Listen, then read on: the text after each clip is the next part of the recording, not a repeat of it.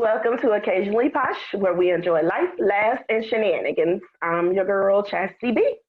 And I'm Sunshine. Welcome. Welcome. Today, we are joined by three very special guests. We have Miss Sasha, Miss Jazmine, and Miss Mary Pauline. I don't even know, and I know that was right. If I have my name and go straight to my nickname. Oh, okay, cool. I see what we're doing here today. Let me introduce myself properly. Hi, guys. Thank you both for having me. Thanks, everybody, for tuning in. I am Mary P. Jackson. All right. MSW, LCSW, and child forensic interviewer. All those things, because I do things out here. Like, Black girl magic. Okay. Look at Sasha. Black girl magic. Please don't mind a child lady over there in the corner, okay? Don't mind her. Please. I'll let that reflect on my brain. Your business. Love you. Don't do that. Just like whatever. Mama, no. Well, thanks everybody for joining. Like they said, please share to all of your families, friends, loved ones, co-workers, Obama, even Trump. He can watch. I don't care. Please share to everybody you know. And of course, we always start off with the first segment being foreplay. So Chastity, you always go first. All right. So this week, my question is, whenever you go to bed at night, do you go night-night or do you go nate-nate? What? So only me and Mary was the only ones that looked at the fight? It depends on what type of Oh, I didn't look at the fight, but now I know what you're talking about. Night. Yeah, if it's been a long day, I'm going Nate because he was out. You understand me? Like, bless his heart. That's all I can say was bless his little heart. Bless it. Bless it. Yeah, Terrible. he definitely was struggling. I go night. I ain't trying to go Nate. Nate, you might not wake up, so I won't.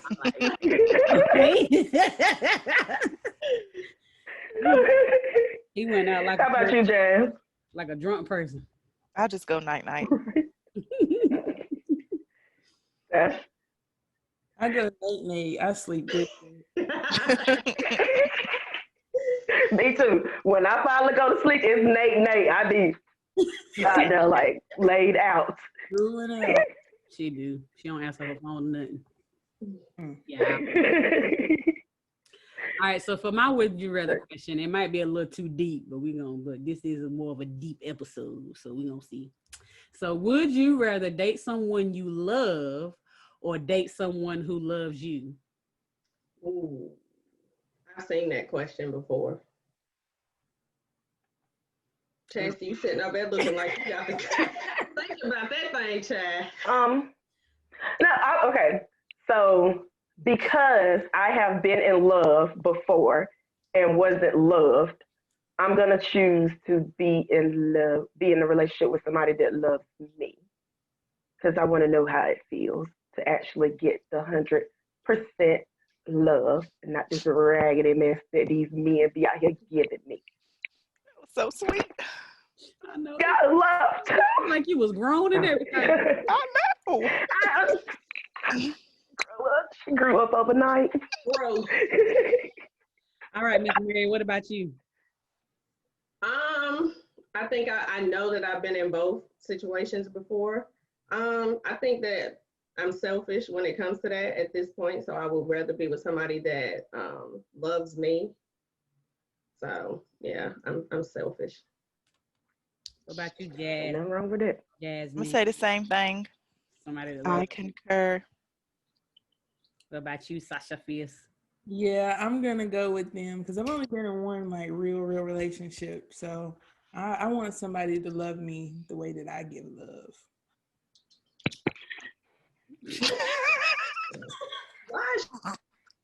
What is wrong with her? Get out. No. How about you, Sunshine? I mean, I've been both. I've been loved and I've been in love. I want to be both, of course, but I feel like I would handle being loved more than me loving somebody and they don't love me back. If that makes sense. Yeah. Either way, it's bad Makes because sense. somebody can love you like with all their heart, mind, and soul, but if you don't love them back, you can't really commit the way you want to because you don't have the love there, so you just going through the motions, and it ain't nothing worse in the world than being in a relationship where you going through the motions. Right. Exactly. Been there, done that. Right. Don't want to do that again. But I feel like women handle that situation better than men do, so I'd rather they be in the place where they love me versus vice versa. Because I bust the windows out your car. No. I will break in your house at 3 o'clock in the morning and look at you while you sleep. Right. Chastity, do you remember the incident downtown where you smacked somebody for buying somebody else a hot dog? Ooh. Sure do. Sure do. And I'll do it again. That you broke into. Do better, please do better. Honey, well, like we said, Listen. growth. But my thing is, if she was hungry, she should have stayed at home. If you couldn't afford $1.50 hot dog, you shouldn't have been out there at the bar. Y'all, He out there giving her 20 for $1.50. We done that all was been over a decade ago, and that's exactly what she said. If she was hungry, she should have stayed at home. I was like, oh, so we all just gonna go to jail out here tonight. Cool, fine. that part. Let's go. Let's do it. Turn up. Turn down. There's nothing wrong with it. Hello, my hot dog. All right. She should stay at home.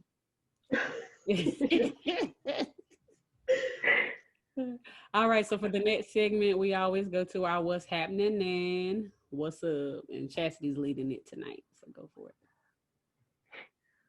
So this week we wanted to dive a little deeper and get into traumas in the Black community. One of the traumas that is in the Black community is, my mind just went totally blank. Help me. Sexual assault. Mental health. Mental illness. Y'all, sorry, y'all. My mind went blank. I got it.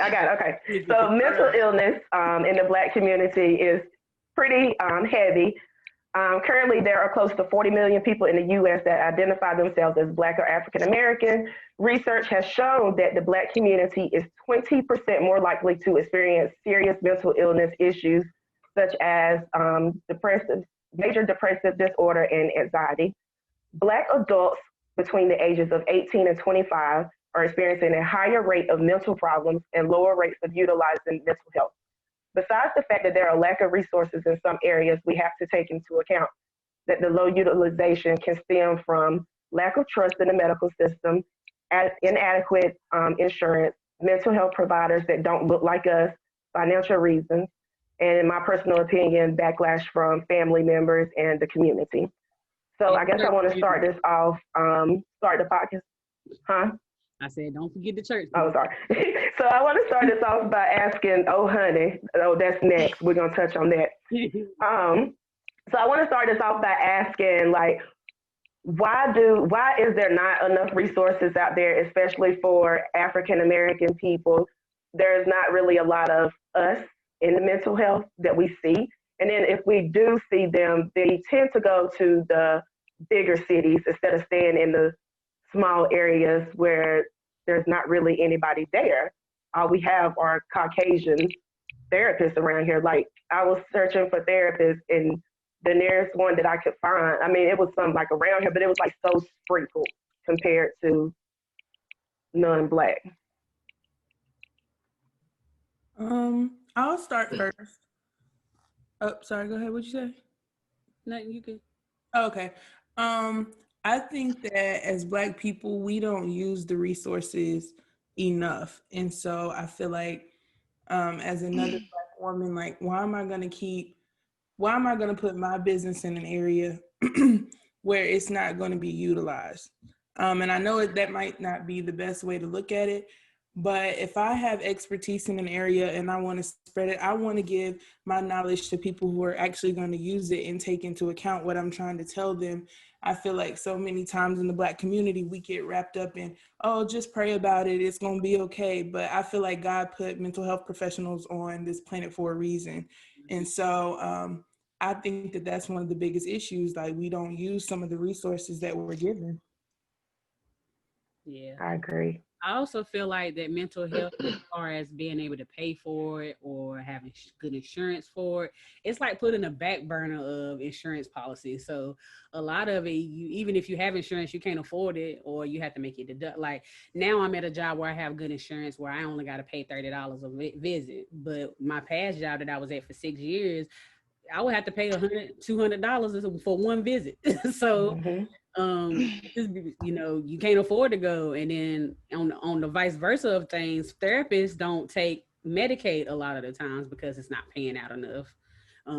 So if it's someone who is low income and they need help, then they can't find no therapist because either there's none in the area, or if you get the one, it's too far, you don't have a vehicle, you don't have gas to get there, so on and so forth. So I just feel like as a nation and as a universe, as world, whatever you want to call it, we need to make it more affordable all the way around, because unless you super rich, you just don't go because you got bills to pay. Or especially for the Black community, your therapy is really important, but it's last on the list. It ain't 1, 2, 3, 4, 5 on the list. You got to eat, you got keys, you got bills, and so on and so forth. So if it's gonna cost more than $20, $30, $40 to go, guess what you gonna choose?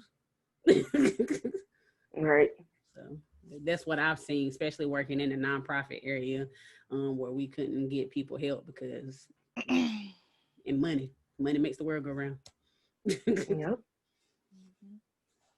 Miss How Moore. about you, Jazz? We coming to you last because I already know you coming with Jim. Miss Moore, you got some input before I off the porch. No, I agree. And well, like Shadana said, from working for a nonprofit, I was there for 7 years. And it wasn't until maybe the last 3 years that we had like a own site mental health provider. But at the same time, you could only see that provider a handful of times, like, or you could only see them and your visit would be 10 or 15 minutes. And who's to say that you can really get off your chest of what you need to get off of your chest if you like, oh, you got 10 minutes, you got 15 minutes, or you hear me come to the door and giving you a midway knock, like you need to wrap it up and you need to come out. And a lot, like, I don't know, I just feel like,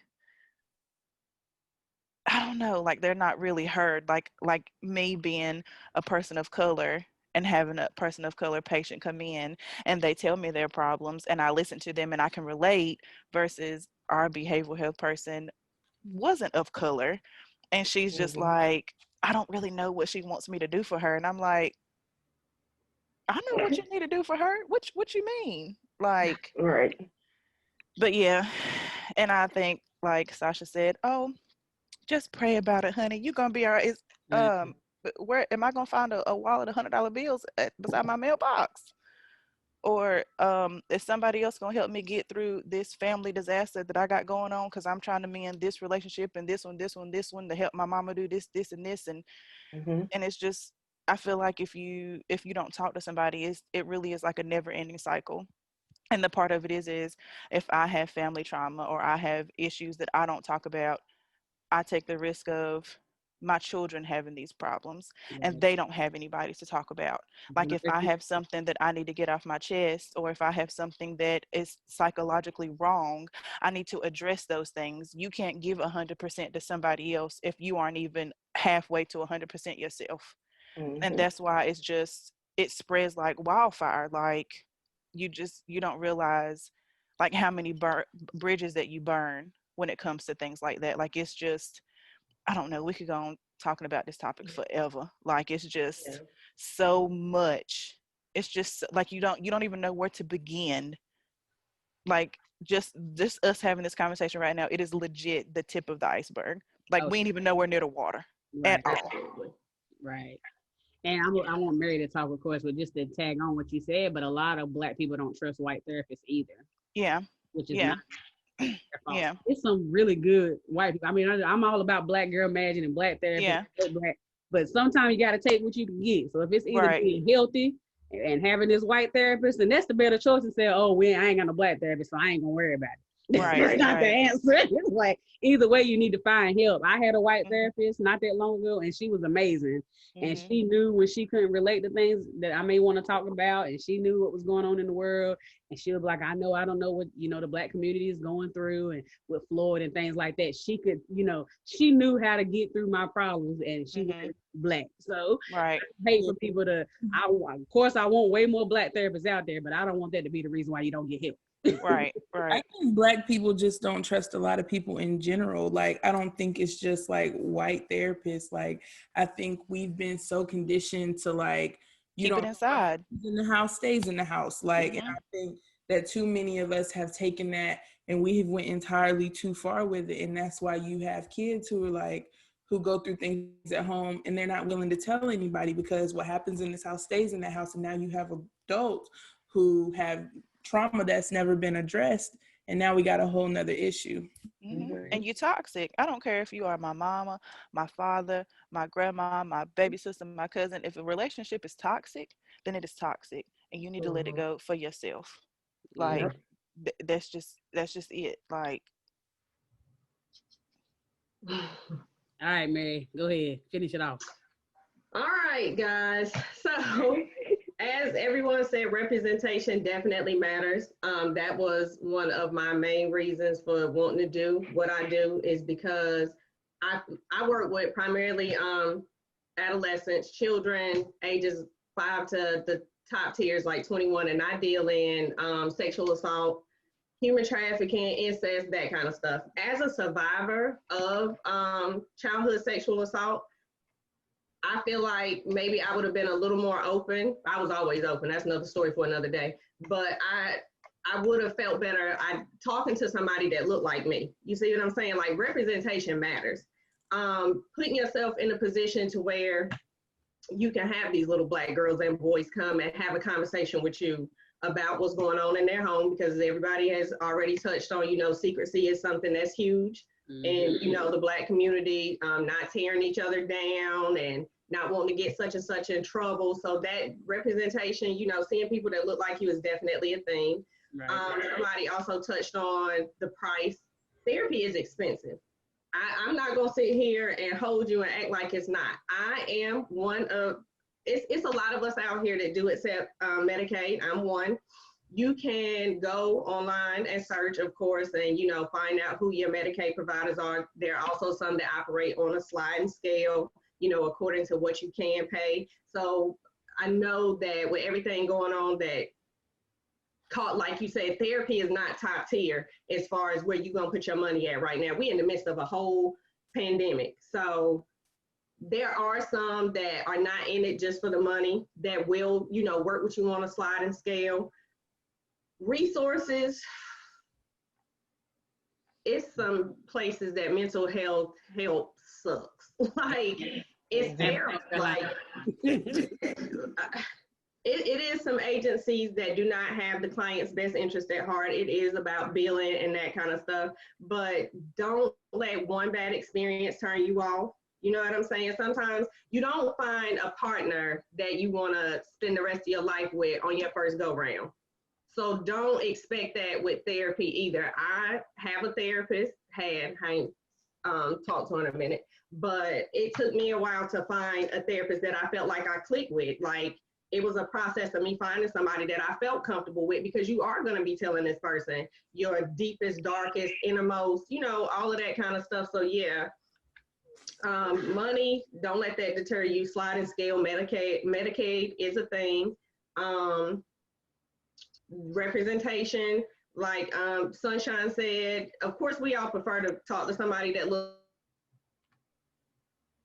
oh, wait a minute. She froze. Uh-oh. She'll be back. Dun dun dun. I hope she knows she froze. I don't think. I know she probably said a whole bunch of good stuff too. Right? Come back. Come back. Jack. Jack. You said Jack, come back. Yeah. Rose.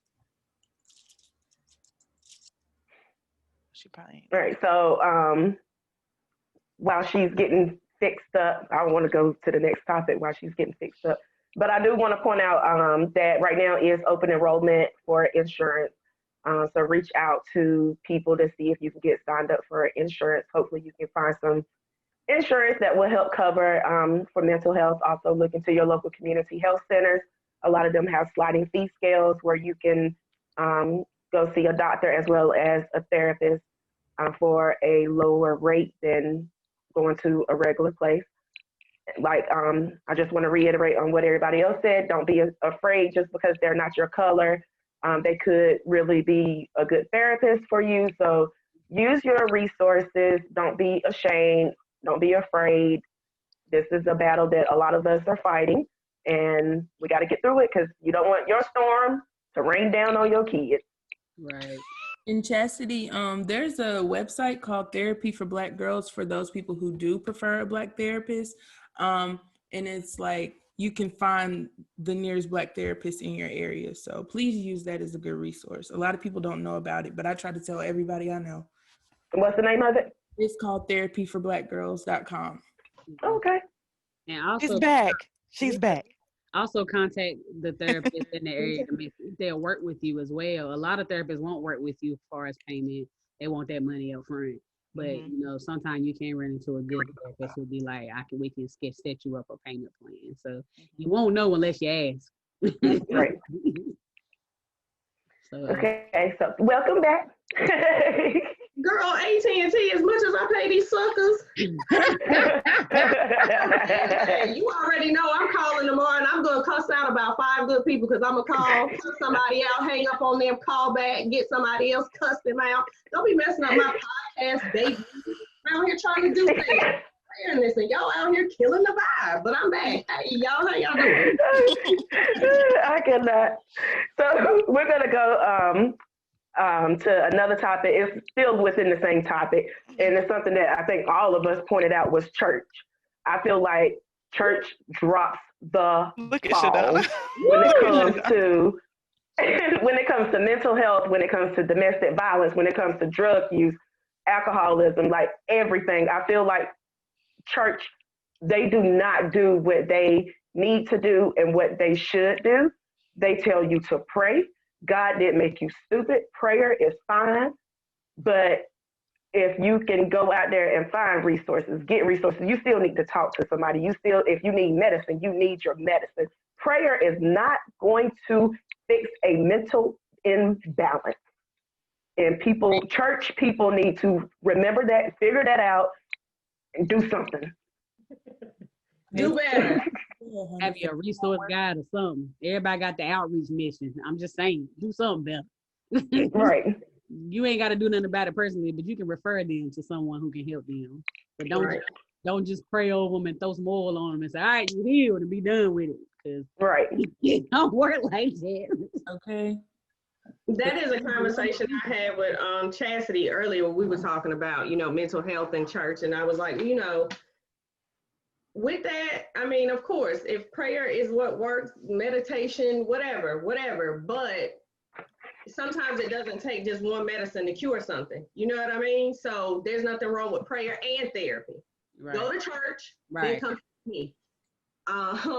Find somebody to talk to, because I know I was brought up under the stigma of you can pray away anything. You can pray away mental illness. You can't. That's not how that works. That's not how any of this works. You need to find somebody to talk to. So like I said, there's nothing wrong with prayer if that's what you need to do, but also therapy. You can do two things. They can coexist. That's not a problem. And there actually, I know in Greensboro, there's I wish I knew the name of the agency right off the top of my head. There's a spirituality-based agency, Black people that, they're Christian-based, but they're also a group of therapists. Wow. Wonderful. Nice. Can y'all bring one to Lee County? Well, I'm a heathen, so I don't know too much about it. I cannot.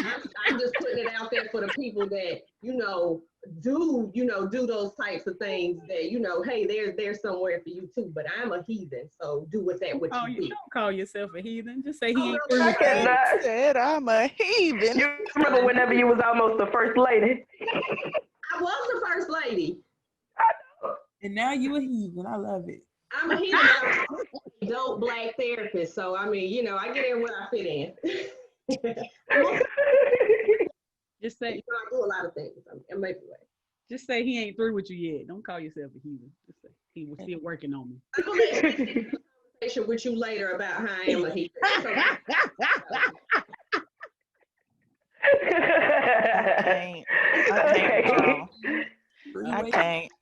I can't with y'all. All right.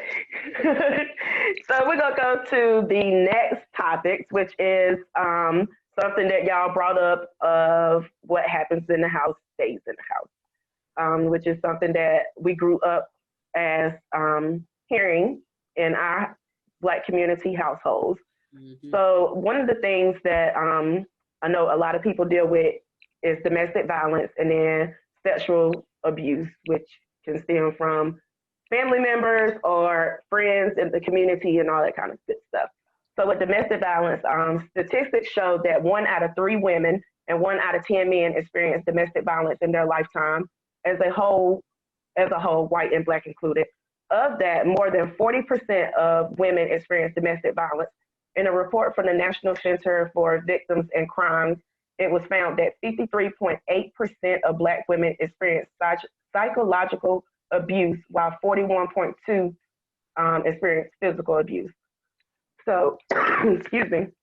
I guess I really don't know what my question would be based off of that. I guess, like, what can we do to, I guess, stop domestic violence in the household besides people getting therapy and learning how to deal with their anger and work through their emotions and don't think that it's okay to put their hands on people whenever they're upset. Just kill them.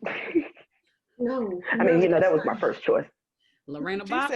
That was my first choice. You gotta catch me first. You know how many episodes? You might be hitting me, but you be hitting nobody else. I'm a Lorena Bobbitt. Hit you in the medulla oblongata. Ethically, yes. I'm not going to comment on that part. Goes against my whole code of ethics. But domestic violence, like most things, is a learned behavior. If you grew up in a house where that's what you saw as a man, it usually it's like a two-way street. Either you're gonna be so against it that you'll never do it, or you're gonna feel like that's how it's supposed to be, and that's how you're gonna conduct yourself in a relationship. The biggest thing is breaking the cycle, and in order for us to break the cycle, there has to be a conversation about it. But it's hard to get into those types of conversations because, as we're saying, it's always what goes on in this house stays in this house. We don't talk about what happens outside of this house. That's one thing. 2, when it comes to any type of abuse, whether it be domestic, sexual, whatever, there's always the stigma of you're trying to tear a Black man down. You're trying to get the Black man in trouble. You don't want him to go to jail. And no woman wants that. Nobody wants to be ostracized from their community, their home, whatever, because you're going to put him in jail. So that's it. Like, we got to really start having open conversations about it. And we got to stop victim blaming. Like, you can't make it this woman's fault that this man blacked her eye, or you know what I'm saying? Like, we really got to start having open conversations about it. And it's a lot of people that aren't ready for those heavy conversations because it might be your brother. It might be your best friend. It might be your cousin. It might be, and nobody, it's always, such and such did such and such, but it's different because somebody that, we have a tie with. And we got to get away from that because abuse is abuse and an abuser is an abuser. And we have to start making these people take accountability for what it is that they're doing. And we don't do that. A lot of us, I'm going to do that. I will tag you in a Facebook post. He's like, tag me. Tag you. We're going to be in the front page of the newspaper. What you talking about? Very preaching. It's a lot of people that don't want to have those conversations because it relates to somebody that we might know. But you said something that really touched me, because not touched me, but touched a nerve. is accountability. Why do we don't make men be accountable? Because we too busy trying to coddle them. I feel like women, we are the biggest coddlers of Black men. And I feel like because of everything, we feel like everything they go through in the world today. And I feel like we are a big part of Black men's issues. Like, we have to make them be accountable for the things that they're doing, or otherwise they're going to continue to do what they're doing. Yeah, absolutely. I'm raising, I got 3 boys, 2 adults at this point. And if you a woman beater, I don't care if you my son, you a woman beater, and I'm not standing behind that. Like, there's not gonna be, well, what did you do? I was abused, you know, and I actually had a conversation with my son's father's mother. This was many decades ago. And when I was telling her, you know, what was going on, she was like, well, what did you do to him to make him do that? I was minding my own business, man. What do you mean? You know what I mean? Ma'am. It's so trifling. But that you would be amazed at how often that is the conversation of the victim blame. The woman had to do something to make him hit her because he wouldn't have done anything like that otherwise. I don't feel like there's a situation in this world that really calls for a man to put his hands on a woman. You know what I mean? Like, I can't justify that, and I'm not going to, whether it be my son, my brother, cousin, father, whoever. If you're an abuser, you're an abuser, and I suggest that you seek help, and I will call the police on you. And vice versa, though, Mary. And vice versa, because you have some Black women out here who think it's cute to put their hands on men, and I don't think it's cute at all. Keep your hands to yourself. Both of y'all can go and pull 72, because ain't that what they get now? You get 72. Speaking from experience, it is. Both of y'all. What you're gonna do is 72 hours, no questions asked. Yeah. But we got into the habit of thinking that these toxic relationships are what a relationship is supposed to be. You see, we judge a lot of relationships. These posts and memes and stuff that we share on Instagram, if you can't call me 72 times a day, you don't got nothing else you want to do. That's psychotic. Stuff about, you know, I've seen a little stupid meme before about how you know that's how your coochie good is if he put his hands on you. That's not what that means. Well, I ain't never had a man put his hands on me, but you know. I know where I'm going. Dang. That's what we should be judging. Take me out. Just take me out. Take me out the group. Take me out the group. But you know, people like Sasha said, is that, you know, we glorify almost these toxic relationships and make it seem like that it's cute for men to behave in these ways that are abusive. And when I say abuse, I don't just mean, you know, physical. There's emotional, there's financial, there's so many different ways that a woman or a man can be abused in a relationship. And if you read these silly little memes, people think that that's the norm, and it's not. We have to break this culture that we have, and like I said, have these conversations where that's not what love is. That's not what a relationship is at all. Amen, child. And mothers, amen.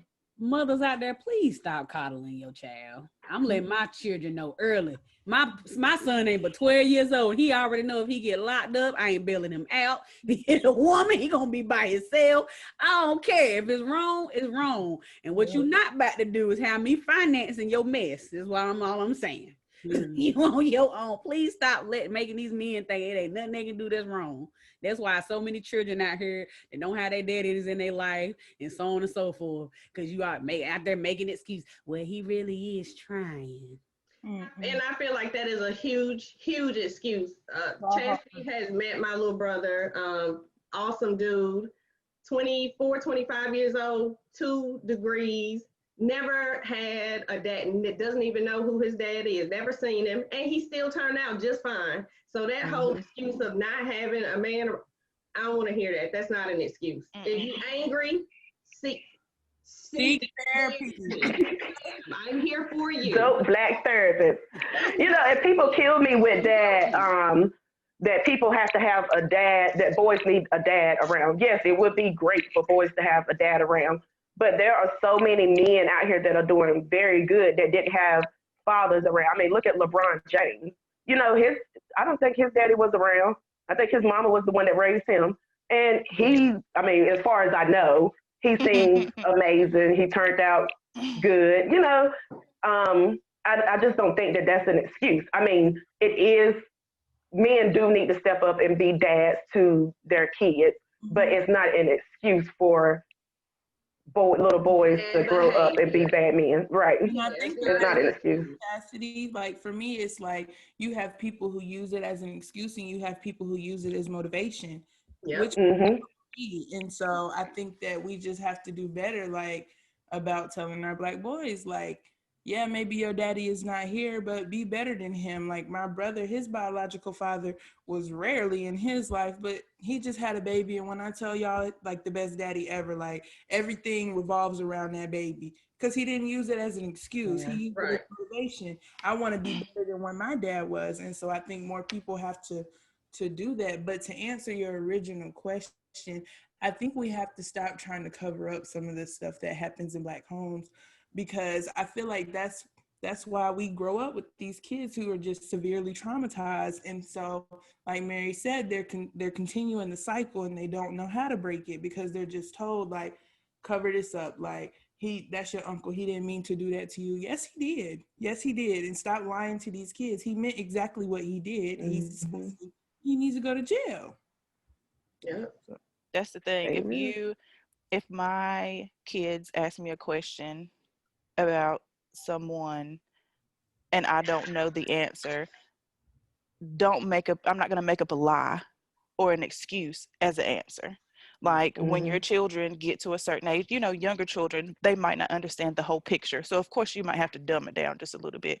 But as regards to like answering for other people's actions for those children need to ask that person, why did you do what you did? Like if you're not here, if you're not in my life, or if you've done something that you aren't supposed to do, I'm not giving an excuse for you because I don't know why you did what you did. Mm-hmm. Like that person has to give the explanation. Like for the absent fathers, I'm not going to explain to my child why her father is not here because I don't know why he's not here. I know that she has a stepfather that's here and loves her and cares for her. And that's all she needs to know because at the end of the day, well, where is daddy? Why didn't he come see me? Next time you see him, why don't you ask him? Straight like that. I don't feel that it is my responsibility to make up a lie to my child because she's going to then think that I lied to her whole childhood, making up excuses for where he was. I'm not doing that. That's not, we should not cover for them. Right. And black females, black women, they do that. They cover for them. Oh, well, he's just doing such and such, or he'll be back, or this, that, and the third. And just a little tangent. The reason that it's all these little issues, if he's not here, if the man is not here for the child's life, don't bring him back into your life just for convenience for you. If you know that he's gonna turn around and he's gonna leave again, because the one thing that I stand for is consistency. Children need consistency. Either you're gonna be here and you're gonna be here all the time and you're gonna do what you're supposed to do, or you're just not gonna be here at all. We're not Amen. we're not gonna do that back and forth. You're not gonna come here for 2 or 3 months and take my kids to McDonald's and to the park and have some little lumpy kumbaya, and then you wake up one Saturday morning and know that you want to go party and go hooping and hollering and raw dogging and shit, and you don't come see my kids for 3 months. All right. But it's the truth. Like No, it really is. because you don't want to be a statistic. You don't want to be a single mom. You don't want to be a black single mom, or you don't want to have multiple children and multiple baby fathers. It's life. It happens. Nobody anticipates being a single mom unless you rich and you white and you go have IVF. That's whatever. Nothing offensive, but nobody anticipates raising children alone unless you just don't have a partner and you really want a child. Those Mm-hmm. people, business women who sacrifice, they've worked their whole life and then like, you know what, I want a child, I want a family. Those are the ones they anticipate, they knew it. Nobody really wants to raise children alone. That's not what nobody's end goal is. Your anticipation when you start to make a family is to legit have a family. Mm-hmm. So when something happens and your partner is no longer there, I feel like you make excuses for them, even if they're there for just a minute, even if they're there for just a little bit, you feel like, well, the rest of the world can't put me in that box because he is here sometime. But you can't just Mm-hmm. let him be here sometime. He needs to be here all the time. Otherwise, your kids are gonna, Accountability. it's accountability. Otherwise, your kids are going to think, my daughter is going to think, oh, well, it's okay if my daddy is here sometime. So whenever I grow up and I have a baby, if my baby's daddy is just here sometimes, it's okay because my dad was just here Mm-hmm. sometime. Yeah. Nah. And that's the Yep. that's the world. I see it so many times where it's like, oh, well, we together for right now. Devil I is ain't Oh, got time for child. that. lying. Don't get me started. No. But it trickles down and then it just turns into a huge mess, and I just had to say it because it just really irks my nerves. Like, it's not benefiting you or your kids to just let them keep coming back and forth whenever they please. That's just, I don't feel like that's a healthy relationship. Just to me, to each his own. You can do what you No, want, but that's just I Right, to agree to me. me too. as far as it not 'Cause being a that's just healthy like, relationship, because then you can also bring in the doubts in this child to make them wonder why, or if it's something that they're doing to not make the Mhm. parent be there consistently. And you Mhm. don't want to, hmm traumatize your child like that. Mhm. Right. And I was a single parent you for know, I a think long. about. Oh, go ahead. No, you go ahead. I was a single parent for a long time, and trust me, I understand why women don't want to be alone or don't want to be single. They feel like them being there is enough. But I had just made up in my mind that if I'm gonna be doing bad, I'm gonna be doing it by myself, honey. You're not gonna be on here adding on to my stress, adding on to my drama, and not bringing nothing to the table. It's Seriously. like, You living in my household is not saying that you being a father, a dad, a boyfriend, husband. mm-mm. No, that ain't about made me cuss on here. That ain't nothing. so, so if you hear, but I'm doing everything that I'm doing, and I can do it by myself, then guess You what? might I'm as well not keeping be here. myself. hmm And another thing I wanted to point out is people that stay together for the kids. It is Toxic. not healthy to stay together for the kids. I'm great to put my family business out there. Mom and Dad, I love y'all, but you know, we're gonna be open book. I'm pretty sure that Angela, my get off. mama stayed with my daddy. They already know I done had conversations with both of them. But I'm pretty sure mama stayed with daddy as long as she did for us. And but I don't think that she realized that we saw the pain and hurt that she was going through and everything that she was going through. And whenever they finally separated, that was like the best feeling in the world. Like, to know that he could no longer hurt my mama the way that he was hurting her whenever they was together. Mhm. So, and I think I was like 12 or 13 whenever that happened. So, and I'm pretty sure that she probably thought that she was staying there for us and to keep us happy, but I wasn't happy. I hated it whenever they was together. I was absolutely ecstatic whenever they were separated and they was in two different households. It's just, don't stay together for the kids. It's not healthy. Kids get a false realization of what relationships are, that's not real. And then that's why people grow up and don't know what real love is, because they never saw it, because people stay together for all the wrong reasons and not the right reasons. Preach. I think that when people say that, I think that it's a cop out. You know what I mean? For them, as far as being comfortable in a situation that they're not really ready to leave, because kids are a lot more intuitive than we think they are. That's Mhm. one. And two, they're a lot more resilient than we think they are. If two people are in a relationship and they're in the same house and they're together just for the kids, but there's tension there. You see You what I'm can saying? you can sense it. You can Really feel don't it. Mm-hmm. like each other. Your kid is gonna know that. And your kid is gonna, they might not have a conversation with you, but trust and believe that it's in their mind, like, why are they here? Like you said, most kids would rather you just go ahead and part ways And so that we can have some type of normalcy, because it's clear I'm unhappy, mom is unhappy, dad is unhappy, but we're all still here. What's the point in that? Right. and also, just to sum it up, stop worrying about what other people think. Okay. Golly, that's the main reason in churches why people been married 52 years and ain't been sleeping in the same bed, don't even speak to each other when they're at the house, don't, you know what I'm saying? Ain't had sex in 10 years, whatever the case may be, because y'all gonna be at church on Sunday morning. Praying about it. Saved and sanctified. Don't know.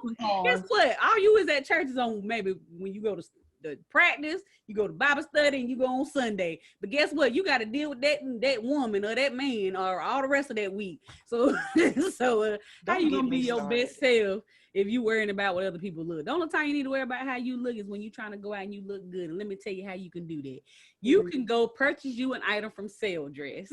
So looking for that perfect look, but also want to pay the perfect price, check out Sale Dress. Sale Dress is an international online fashion clothing store who mainly focus on providing women's apparels and accessories at the most competitive prices. So if you're looking for an everyday look, a club look, or that Sunday dress, check out Sale Dress at www.saledress.com. And guess what? For our OP listeners, you get 10% off all of your purchases with the special promo code OP20. That is code OP20. Thanks, Sale Dress, for sponsoring our podcast. Oh, y'all fancy. That just escalated real quick. I was about to say, so you ain't just gonna speed past that like you ain't just said. You just said. You see how she threw that gem in there? Look at her. Look at her. Promotion. Thank you for the brief commercial break, because that's what it was. I like it. I like it a lot. I can't with you. So we kind of touched on everything without me even having to go through my whole list or whatever. But I do have one more thing that I do want to bring up is sexual trauma in the Black community. So out of every 15 Black women that get assaulted or raped, only one of them is probably going to report their story. Sexual trauma within the Black community is something that is carried down for generations and is typically unspoken. Too often, Black girls and boys are getting molested by family members or someone in the community that is held to a high standard. And instead of it being brought up, it is swept under the rug. So I want to know, like, who are we trying to protect? Are we protecting the child that's getting molested, the perpetrator that's molesting the child, or are the parents protecting themselves and don't want people to know? All three of them. All three of them. All three of them. Because you, as the parent, you don't want nobody to know that there was a split second that you weren't paying close enough attention to your child to know that something was happening underneath your nose. You want to protect your child because you don't want nobody to know that happened to them and quote unquote taint them. And then if it's a family member, which 9 times out of 10 is somebody that you know, then you don't want to put them in harm's way and quote unquote tear something in between the family. So each person except the child really has their own ulterior motive. Like they have their own reason for not telling. And that's the sickening part, because the only part that's really innocent in the whole thing, you don't give them their justice. You don't give them their fight, their voice. Like I don't care who you are, you birthed that person. Like you could have died giving that person life. You're supposed to do everything that you can to protect that person, regardless of what they told you back in the old days. Like that, if I'm not here to protect my children, then what am I here for? Right. Exactly. And I feel like I agree. Sometimes we don't want people to know my child told me this and I didn't believe them. And so I tell all the parents that I work with, when your child tell you something, even if it's just a little bit of truth, believe them. Go get an investigation done, because if they were lying, okay, yes, we put somebody through this and whatever. But if they weren't lying, that trauma has to be addressed.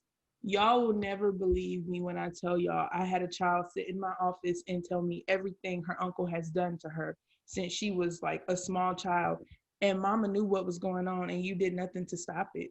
Yeah.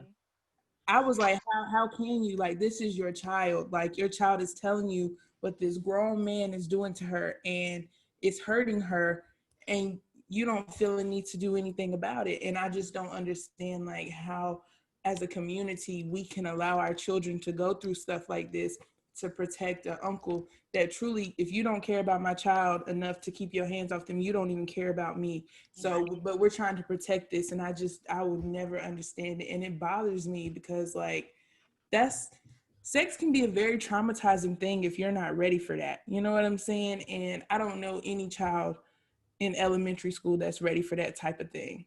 Not even elementary Not middle school, school either. middle school, Not or some high school. What's high wrong? school. 35. You know what? Can we escort her out the group? Can you just dismiss? Cut her off. Cut a mic off. Putting you in the Cut a weight mic room. off. Anybody. And the attack on the what Sasha said, the most disgusting thing to me, I've not been a part of it, but was a very close friend of it, is for the family to expect for you to continue to interact with this person and be respectful and not say anything. Don't make anything awkward. Don't tell anybody else. And like can you imagine? I feel awkward from being a CNA back in me and Shadana and Chastity's old days, and an old man say something inappropriate and I'm trying to wash his balls in the shower. You know what I'm saying? It make you feel awkward. And then you gotta go the rest of the shift and hey honey, will you get me some fresh ice? No, but this person actually really touched you and really made you feel some type of way, and I still have to sit across from you at Thanksgiving. Like that is disgusting. We Right. gotta do better, man. We gotta do better. Like, it's not fair to our children for them to have to go through things like that, and then they come to you, the one person in this world who they feel like they can trust with everything, and you don't believe them. Mm-hmm. And it's happening right under your nose a lot of the times, and like you don't even see the signs because you like, oh, that's my uncle, he would never do that. That's my brother, he would never do that, but he did. But he did. Right. It's sad. It's so sad. It's heartbreaking, man. It really is. And also Black parents in general, but Black parents need to learn how to be more approachable. Yeah. Trust me, my son come to me with some crazy stuff, and when it come to lying too, he lied probably at 82.9% about the things that come out of his mouth. But it's some level of things that he's gonna say that I'm gonna immediately be like, no, I need to check this out. And then, if it's a lie, then it's a lie, and I get on to him. But just to brush it off because they are a child and they lie a lot, I would never do that. I mean, I would rather go through the trouble of finding out and be embarrassed than be sitting here having something happen to my child and I just brushed it off because he lied half of half of the things that come out of his mouth. And then, like I said, just be approachable. Me and my mom didn't talk a lot growing up. And now we talk all the time, but in the Black communities, especially if you're a single parent and you struggling and you working 3 jobs and you having to sleep all, to catch up, so on and so forth. When it's time to have time to sit down and talk, a lot of Black families don't sit down at the table and eat dinner during the week. They don't have time set aside to spend, if they working 2 or 3 jobs. All you do is see them coming and going. And yeah, they paying the bills and stuff, but children don't understand that. We don't understand it till we grown. So always find time for your kids sometime or another and be approachable is what I have to say about it. It could just be in the car. Like, you drive to take them to school. You drive to a game. Like, hey, what's been going on with you? Tell me something new. Like, what's, or, I mean, to make it more approachable, not saying that you have to tell your kids all your business, but, they tell you something that happened to them during the week and you talk to them about something that they could relate to. It could be anything, just to break the ice, just to make it seem like I can talk to you, about whatever the problem might be or whatever might be bothering you. And you should be able to tell, like, if you haven't really exposed to your kids to certain things and they talk in a way that that you don't think that they should be talking, like, that should be a sign that somebody's done said something or somebody's done something. Because when did you find out what a shaboinka was? Honey, one time they tried to say Ethan was on the bus talking about blowjobs, and I said, he don't even know what a blowjob is. Wait a minute. It's a long time ago anyway. That's another segment, but wait a minute. Come on, Miss Mary. I ain't gonna say the middle name. Really? All of these letters up here. Y'all want to call me by my middle name? Come on, use this. Use this stuff that I earned. You better say that. Just a few key things I want to touch on. Like I said, sexual assault is that's my scope of practice. It's very dear to me, always has been, always will be. First things first, can we please get rid of this stigma of the fast Black girl? Please. Right. Honey. Woo! I do not care what this 8, 9, 10, 11, 12, 13, 14, 15, 16, 17-year-old girl is doing, there's no reason that she should be appealing to a grown ass man. Period, point blank. I don't know no other way to say it. We got to get rid of that stigma of, again, like I said earlier, the victim blaming. Right. She did something. If you didn't do this, if you hadn't have been doing this, if you hadn't wore this, no, it's not. You know, don't sit on such and such. Stay away from Uncle Chris because you know how he is with the kids. Why is Uncle Why Chris? he dirty? Wait, why is Uncle Chris not in jail? Like, Period. what are we doing here? That's number one. 2, knowing the signs. As parents, we like to think that we keep our eyes on our kids 24/7 and that we would know if something happens, but a lot of times we don't. Nope. The human. That goes into what Sunshine's saying about being more approachable. I have always had conversations with my boys that are very candid. Like I said before, I'm a survivor of childhood sexual assault. So I was always paranoid about my children going anywhere. I'm the parent that, you know, my son come in, anybody say anything to you? Anybody touch you? Feel uncomfortable? If your child is somewhere and they ask you to come get them, go. It's nothing Oh, else. I do that. Just go get your kids. Y'all can talk about what happened on the way home. Another one, this is by no means blaming the parent, but stop trusting your babies around any and everybody. Please, can we stop doing that? Because my question at this point, when I see all of these things in the news about, you know, this baby done disappeared or this baby has been sexually assaulted, at what point are we going to hold not just the mother who, you know, the child was in the care, but also the father? I feel like he should have some accountability too, because sir, maybe if you would get your babies, then it would be, if you had a relationship, then maybe it wouldn't, you know, be this room for somebody to please blame. Because here's the thing, and there's no statistical reason behind it, but it is a fact that once a child is sexually assaulted once, they are more prone to be sexually assaulted again. It's almost like these predators can smell it on them. That's what I call it. Like you can, it's something that you see about this child that you know is vulnerable, and they're going to prey on that vulnerability. Have conversations with your kids. Let your child know that if they come and tell you something, like Sasha said, even if it's some BS, I got your back. I'm going to believe you. Have these types of conversations with your kids. Knowing the signs. There are a lot of different signs that will kind of give you like just a small piece to let you know that there is something going on with your kid. One of the biggest signs of a child being sexually abused is the child continuously wetting the bed after the age that they should be wetting the bed. Pay attention to the signs. Google is your friend. It is here for everybody. Use it. Google these things, make yourself more aware of what's going on, make yourself aware of, you know, who is in your child's presence, because it baffles me that people are like, well, he doesn't look like a pedophile. Well, what do they look like? Right. Because if you could look at a person and tell that they were a pedophile, would you even really, you know, that's how they are able to maneuver around the way that they are, that they're usually a person that somebody wouldn't suspect as being a pedophile. In my situation, once I, you know, started, you know, got a little older and was telling my story, it was people coming, you know, different little girls coming out the woodworks about this very same guy. But then it was the adults knew, and nobody done anything. Nobody done anything. You knew that this man was a pedophile. You knew that he preyed on small children, and you done nothing. Why didn't you do anything? So that makes me, you know, I'm really leery of people, period. But when it comes to sexual assault, it's just so many different ways that your child can be assaulted. It's not always, you know, we think about these brutal, you know, rapes and things like that. A touch, a conversation, anything inappropriate, it's going to stick with that child.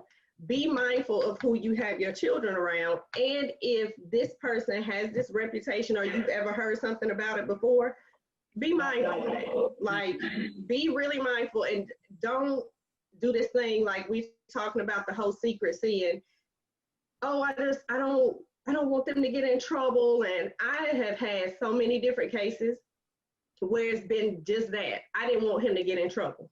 Well, what about your child? Right. How are you going to do to save your kid because like we talked about having to sit across from your abuser and being expected to still act normal around this person that has abused you. What is that doing to me mentally? One is telling me that even though I know it's wrong, maybe this abuse is right. You see what I'm saying? Because I'm expected to make this normal. I'm expected to be okay with this situation. That's the thing. So, but there's a really good book I have pulled up. I have read it, and it can be triggering.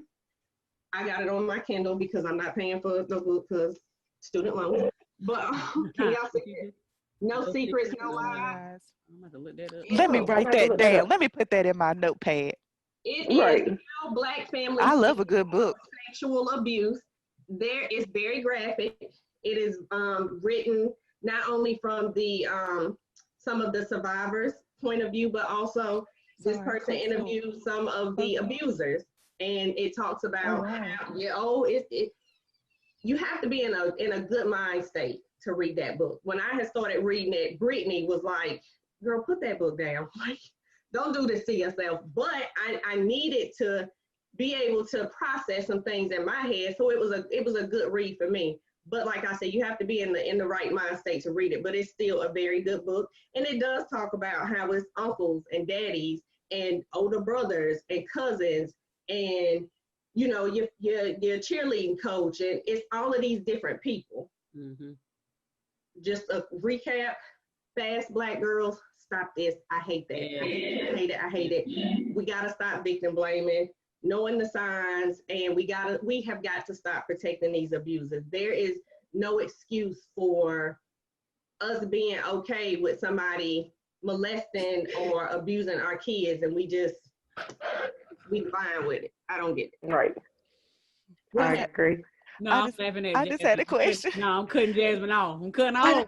No, it's a valid question. Okay. Can we please? Well, it's not a question. It's a statement. I'm sorry. So, can we please tell our children the proper name for their body's parts? I was about to say that. Because it is not a cookie. It is not a cookie. It is not a purse. It is not no. It's not a pocketbook. It's not any of that. These are penises. These are vaginas.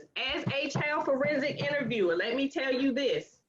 If you decide to pursue, if something happens to your child and you decide to pursue criminal charges against the abuser, it is going to make your case so much better if your child can go into that courtroom and say that he did X, Y, and Z with his penis and my vagina. I know we don't like to hear that. I know that we don't like to, that seems so adult, but because so many different terms like pocketbooks and cookies, it's so interchangeable that a prosecutor can make it seem like your child doesn't know what they're talking about. Because what is a cookie? What is it? But if your child is saying somebody did something with my vagina, there's no room for error. We don't got nothing else. Right. Vagina, penis, this is what happened, and so you can't really dispute that. Right, and also that's giving. Everybody put your finger up. And also that's giving the abuser room to work with. Let me come get them cookies. Oh, okay. Yeah, I'm for real. That's it. And I think of it's like a stoplight. Like I told my kids, like a handshake. Okay, that's fine. That's green. That's okay. Somebody wants to give you a high five. That's green. If somebody is rubbing on your arm, like that's a yellow. You need to slow down. If somebody tries to put their hands on something else, then you need to stop and you need to tell me. You need to tell someone. Like there is no person who should be looking at their private parts. I tell them unless it's me, just because I helped them take a bath. But or if it's my mom. But that's it. People who I trust to give my kids baths is the only people who I trust to be around them, which is my mom and their father. That's it. Yeah. You can't just have your kids staying anywhere because, of course, they're going to see them whenever they get ready to take a bath, and they need to know if somebody is. And that can happen inappropriately if somebody else gives them a bath or, like, helps them take a bath. Like, you got to talk. What'd you say? Oh, I was about to say, like, but no, we need to stop calling them cookies, and we need to teach our kids what places are inappropriate. It ain't a Yes. cookie. It Amen. ain't a purse. I mean, me as an adult, if I decide to call it, vacuum seal 3000, that's different. But not as It just children. I'm sure people have seen this post. It was going around on Facebook about a little girl was coming to school and she was Telling the telling teacher about the her cookies. teacher that her uncle was eating her cookies, and the teacher never paid any attention because cookies. Hmm. Come to find out, the uncle was performing oral sex on the little girl. And had she been able to use the proper Proper terms. terminology, then maybe something would have happened a little bit, we would have caught it quicker. But because we're talking about cookies and pocketbooks and nee-nees and vagina, girls have a vagina, boys have a penis. Let's talk about it. And those are not dirty words. We have to get it what's dirty about a body part? It is what it is. So again, like she said, knowing the proper terminology will help you get a case across quicker than anything because there's no room for error. And that's what they look for when they're prosecuting these types of cases, is just a small margin of error. Yes, Sasha girl. This right here is going to be the last comment. Okay. Okay. I like I that think bedroom. also we have to let people feel. I think sometimes whenever things like this happen, we try to rush people through. You should have told quicker. You should have, no, allow people to feel, because everybody isn't ready to talk about things like that when it happens. Like, I wasn't going to tell my story, but I wasn't ready. Thank you, Jesus. But my roommate's boyfriend had gotten drunk when I was in college, and I woke up and he was literally standing over me in my bed. So, my first reaction was to scream. So he runs out the room or whatever. And I did wait a few days to report it to my apartment, because it's like, I have to live with this boy. And it's like, what's going to happen? Y'all not going to make him leave. So whenever I reported it to my apartment, they were like, you should have reported it sooner. Like, there's nothing we can do. And I'm sitting here like, this is why people don't tell. You have to give people their time to process what's going on and understand everybody might not be ready to tell in that exact moment what's going on.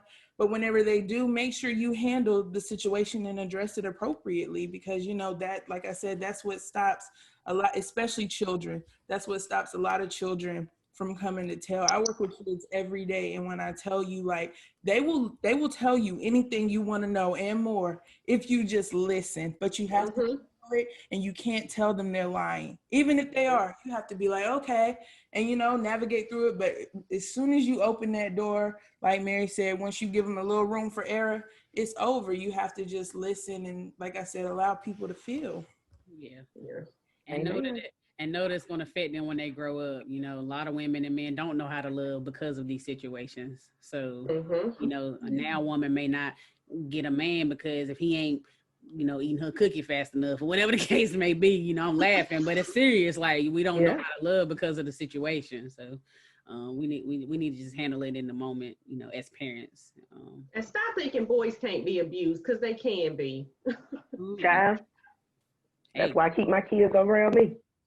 Ask the Pope. You try to. Next, know what? Move on. All right, so we're gonna try to lighten the mood a little bit. Relax, relate, release. Relax, relate, release. So we're gonna play a game called Incoherent. I'm gonna hold up a paper, and it's gonna have some words on it. You have to read the words and try to figure out what it's saying. Okay. Y'all get 15 seconds to try to figure it out. Let me pull up my timer. Oh Lord. Okay. 15 seconds. Glad I'm sober. Is it multiple words or just one? I'm glad I'm sober. It's just one. It's just one. And then y'all got to try to figure it out. Y'all ready? Uh-huh. Can y'all see it? Back up just a touch. This drug is real. Girl is real. This drug, I don't know. 5, 4, 3, 2, 1. What is Nobody? it? Put it together. Read it fast. This drug is real. This drug is real. This drug is real. This struggle is real. Yeah. The struggle is real. Wow. Girl, okay. I quit. I got you now. Let's bring it on. Let's bring the next one. I got you. I quit. All right, next one.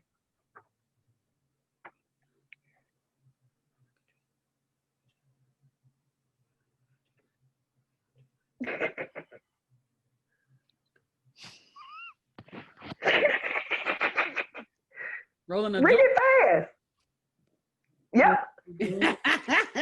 Good job. Good job. Rolling a joint.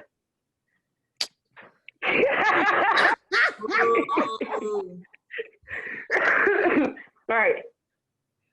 Relationship goals. Good job. Oh. Relationship goals. Look at Miss Mary said, I'm just gonna wait. Said she didn't get that degree of LMNOP to be doing this. Okay? Right? That's what she said. That's what she said. Yeah! Look at y'all. Is there like a monetary prize? Like, do I get a drink or something after this? Because this is hard. This is a struggle. It's struggling. You better roll up a joint. I can't drink that. All right, last one. Long and thick. Good job. Oh. Look at y'all. Look at her getting My mind was in the gutter. She getting all the That's sexual ones. Right. That's how I like my men. Let us see them nails, Jazz. Yeah.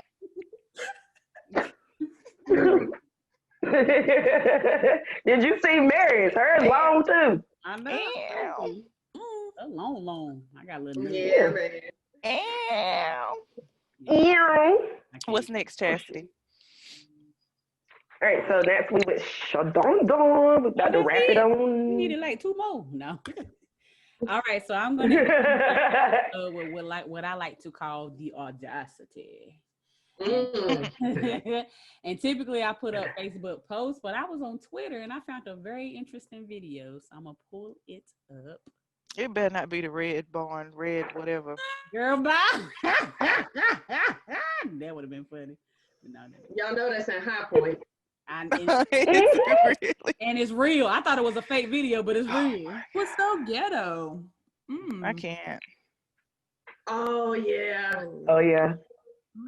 I invested a lot of money into buying this building, into developing this concept, so black people can have somewhere nice to go to, okay?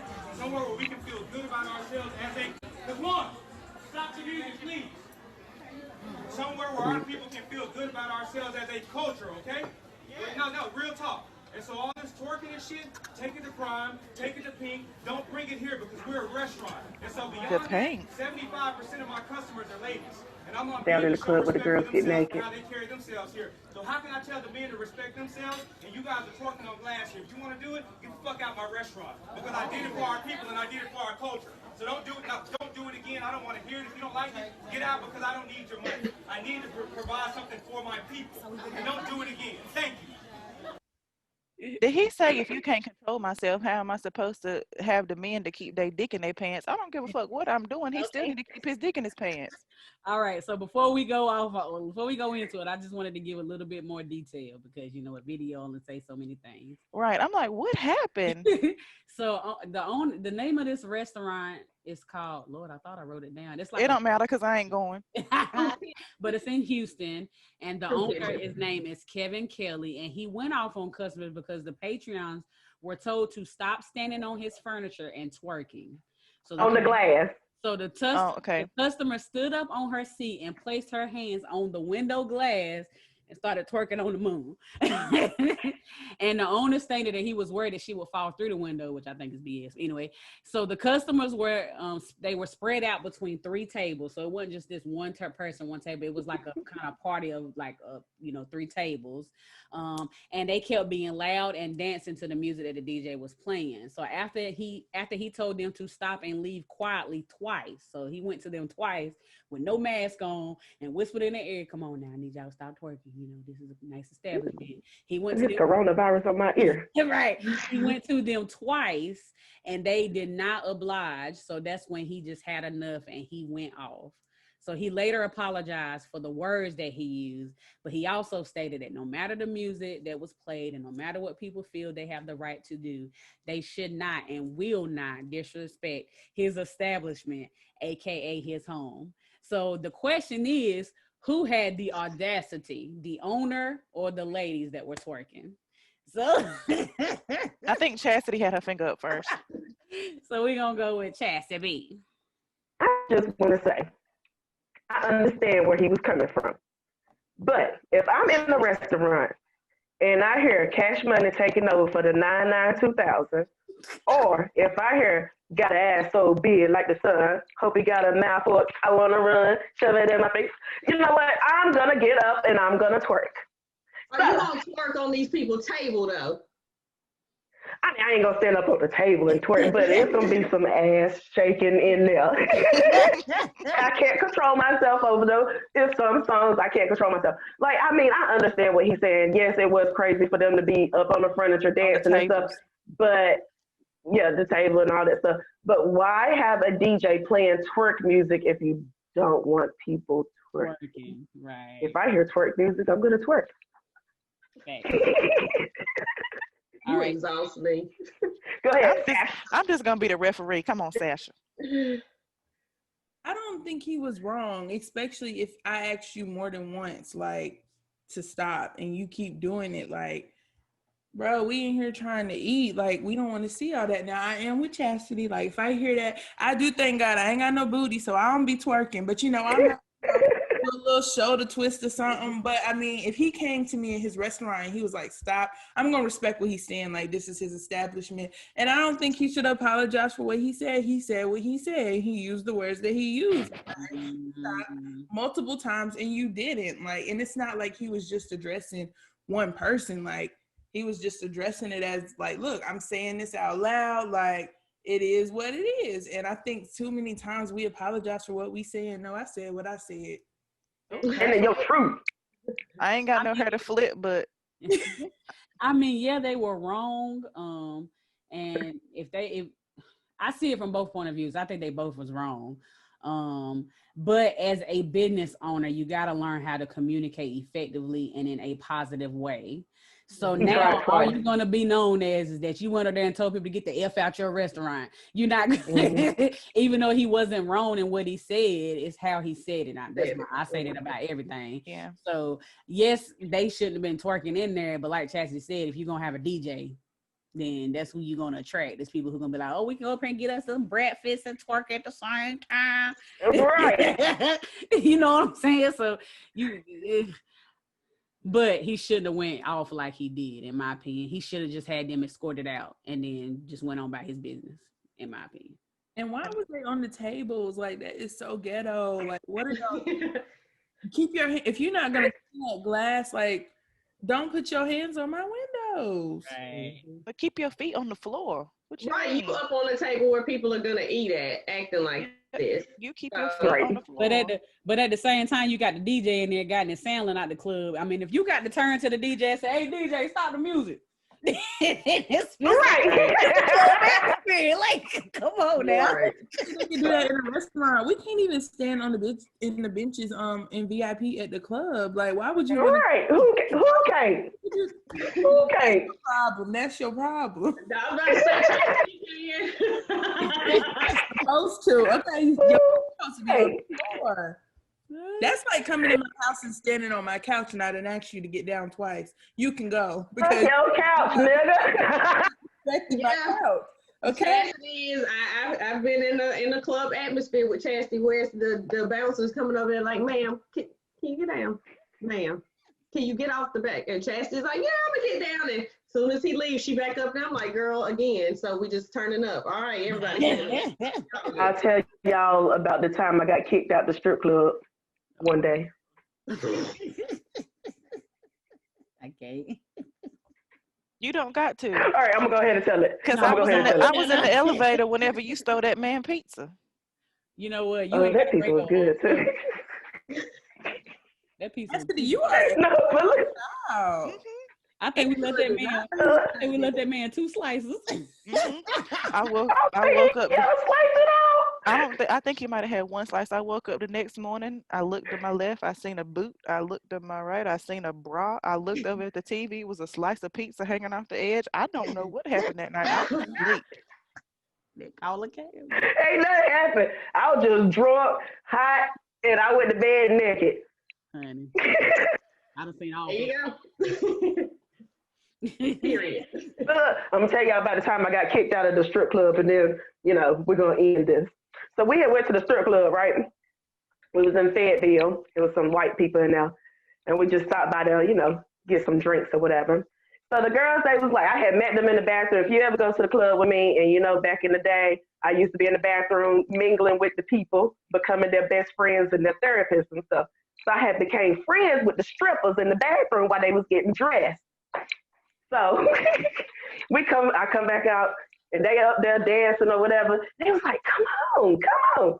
So I go over to the stage, and I got up there, and the bouncer came over there. He was like, ma'am, get down. I was like, they told me to come up here. He was like, get down. So I got down. So then I'm dancing, passing out my one. The girl was like, come on, he ain't looking. So I got back up on the stage again. So he came over there, ma'am, if I have to get you off the stage one more time, you're going to have to get out. I said, they keep calling me up here. I'm not asking to come up here. They keep telling me to come up here. Finally got up here. And as I was about to stand up, he comes, jacked my ass up off that stage and told us we had to go.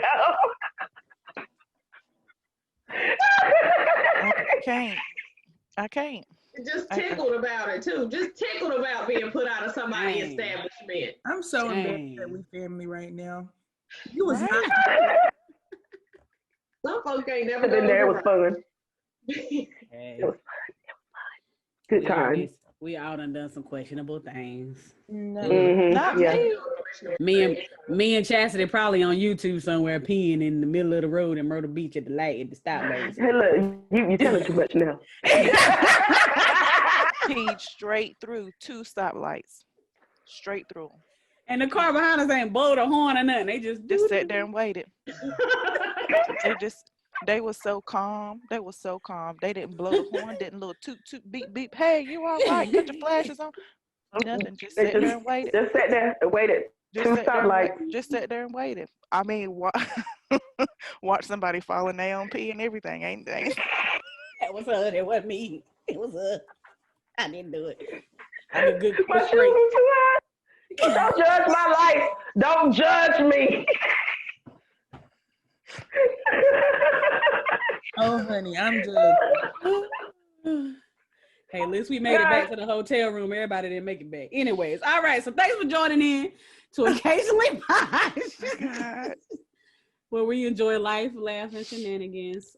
Special thanks to all of our wonderful guests that joined us tonight. Thank you so much. I hope that we gave some people some gems. And if you have anything you want to comment below, please do. And thank you for joining. Thank you. Bye. Bye, guys. Thanks for having me, y'all.